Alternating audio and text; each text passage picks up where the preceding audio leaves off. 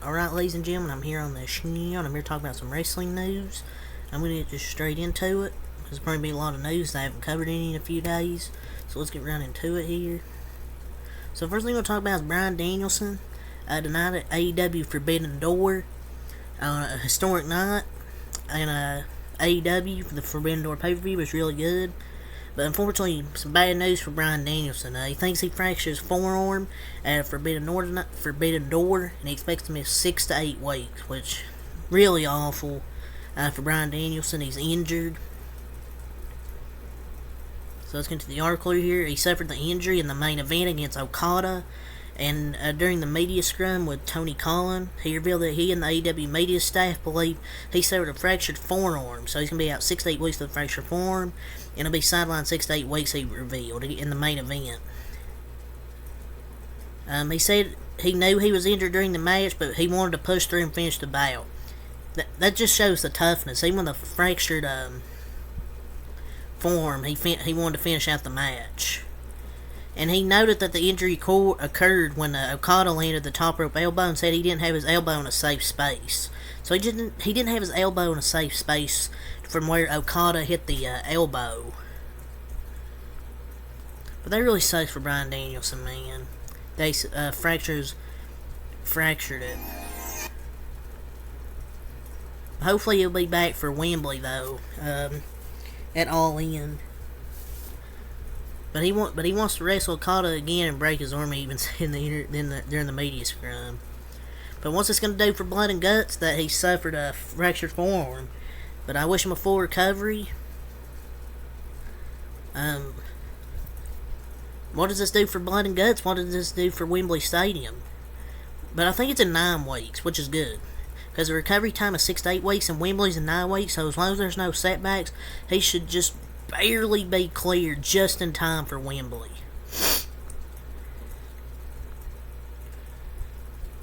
But they explained the finish. I thought he was just sailing it, but he was actually injured. AEW All Out is going to be at the United Center on September 3rd, confirming FightfulSelect.com's report per Sean Ross site. Dynamite, Rampage, and Collision will all be in Chicago as well, August 30th. Dynamite and Rampage will be in Chicago. The United Center for AEW Collision September 2nd, and AEW All Out September 3rd. So AEW will be back in Chicago. They're really oversaturating the Chicago market right now. I mean, they were literally just in Chicago. I get it, but they should really bring pay-per-views to other markets instead of having the same shows in the same cities. I mean, hey everybody, if you don't see me live so Adam Cole's match for AEW for NJPW Forbidden Door was canceled. He was not cleared due to an illness, and the match with Tom Lawler was unfortunately canceled. But I think he got sick. Hope it's nothing serious with Adam Cole. Hope maybe it's just a little sickness. Don't know what from. But a speedy recovery, I think he'll be fine.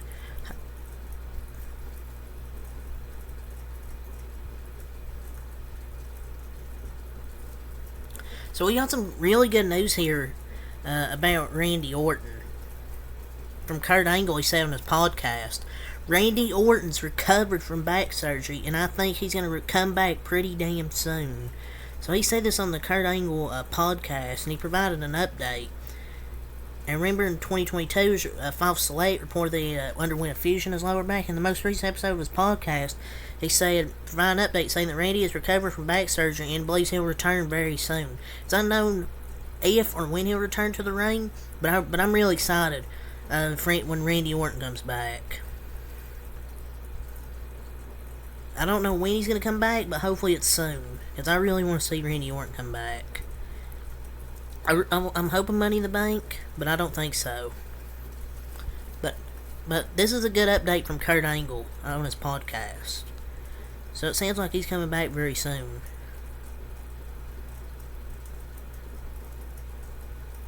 So for Money in the Bank, a women's tag team title match has been set. An undisputed WWE women's tag team title bout.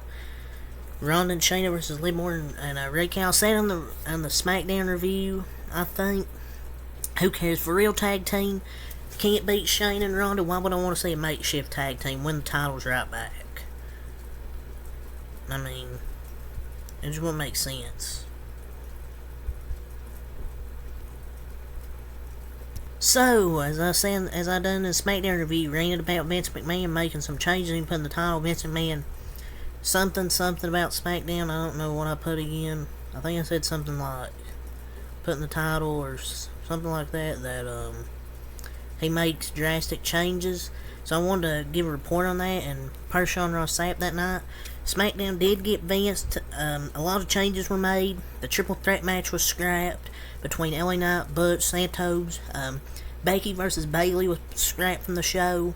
But it's kind of messed up if you advertise that and then you take it away last minute. Especially Bayley and Shotzi, the story where Io would probably cost her after she cost her match earlier in that night.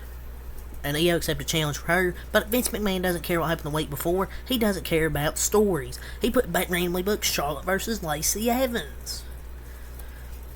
That just shows you how much he cares about Bayley. Like, can this dude just not go away? Like, this dude can't make any changes. You remember when we were reportedly told he was only back for a sale of the company? Yeah, right. But yeah, SmackDown did get Vinced, per some reports. So Gunther said he doesn't feel a redesign of the WWE Intercontinental title is necessary, and they shouldn't change it.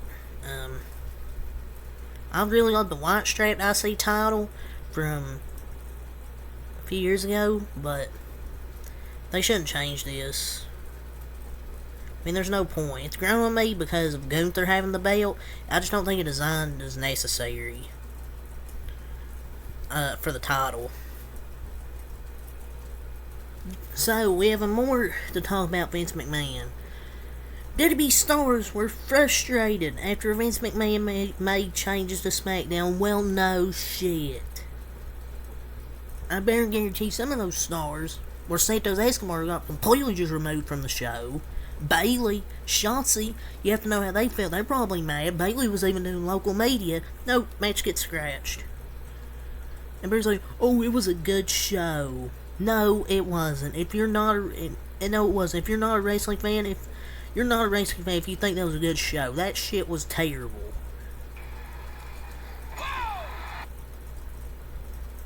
The booking was terrible. And people thought Triple H was a Triple H book show, you're high. Fire Vince McMahon. Just leave. Nobody wants you here.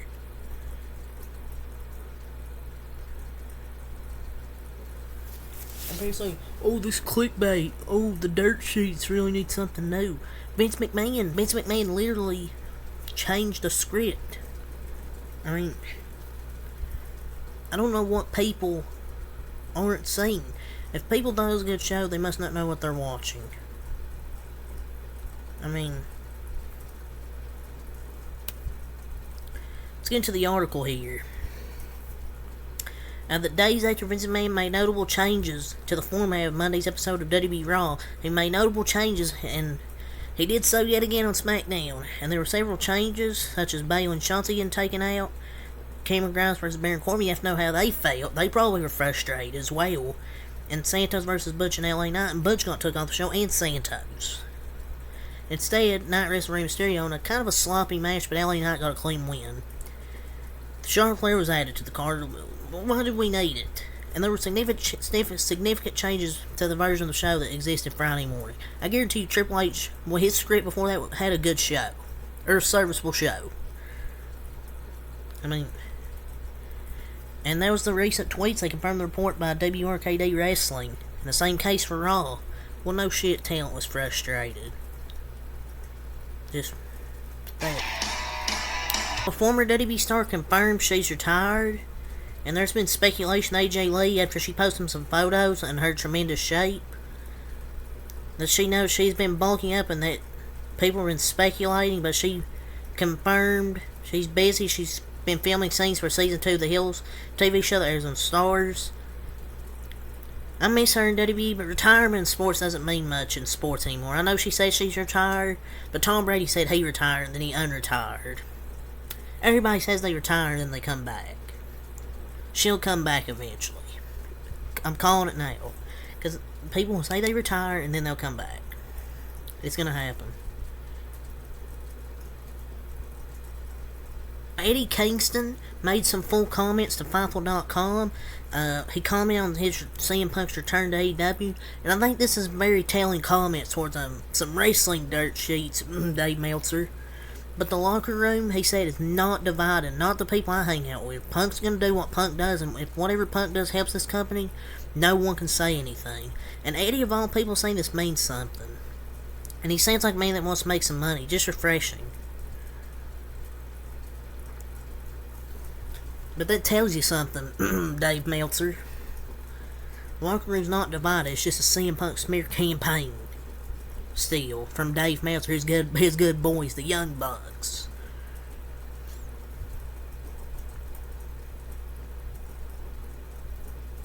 MJF's going to make his Collision wrestling debut on the 29th, so MJF's going to be on AEW Collision.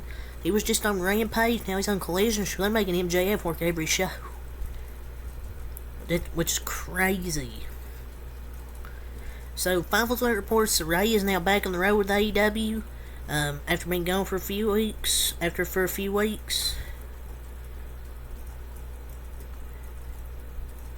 Well, I mean, I don't really know what to say. I guess mixed opinion. So, Roman Reigns' Universal title reign has surpassed Pedro Morales' length of time as the WWE champion. So now he's passed Pedro Morales. WWE selling Edge Signature Series Intercontinental Championship replica titles, and this is an honor to what Edge has contributed, and that's good for Edge. I was hoping for a custom World Heavyweight title, since he was more known for it than the IC title, but still a good championship WWE's made there to sell. WWE SmackDown preliminary viewership on 6/23 slightly drops. And hell, dropped my phone. I don't know. Maybe because Roman Reigns wasn't there, or part it wasn't a good show because of Vincent Kennedy McMahon. LA Knight made some full comments to Fightful. He talked about the comparisons people made between him and The Rock and Stone Cold. If you want to make that comparison, cool. My aim is to be bigger and better than either of them. I bring a very different package to the table than they do. And here's incoming people who are going to take this out of context by not realizing he's simply trying to be the best he can be. He's not trying to be The Rock and Stone Cold. He's just trying to be himself, L.A. Knight. Maximum Male Models is possibly getting repackaged in Vince McMahon's role in it. It's Joe over. I just don't want to see Maximum Male Models on TV. Who cares? Vince's role is just like Vince's role in anything, screwing it up. And here's a translation. They're getting fired. They're getting released. They can go away. I don't want to see them base pretty deadly. Because they're pretty dead, because they're terrible on the mic. Sky Blue defeats Anna JAS on Rampage and advances in the Owen Hart tournament. Hopefully she wins it. She's a really good wrestler and has some good assets. Her internal live events report, SmackDown was the highest grossing event in Lafayette, Louisiana WWE history. But how many records have they broken since Triple H took over the crib? Seems like we hear this every week. It's pretty cool for WWE. We've been hearing this a lot. Roman Reigns returned to Logan Paul with Logan Paul segment, Grayson Waller effect, and tag team title match, Undisputed, added to SmackDown. Hopefully it's a better show than last week, or than the previous SmackDown, hopefully. If it's not, then yeah, it's Joe over. But yeah, it's really all to talk about. So, until next time, peace.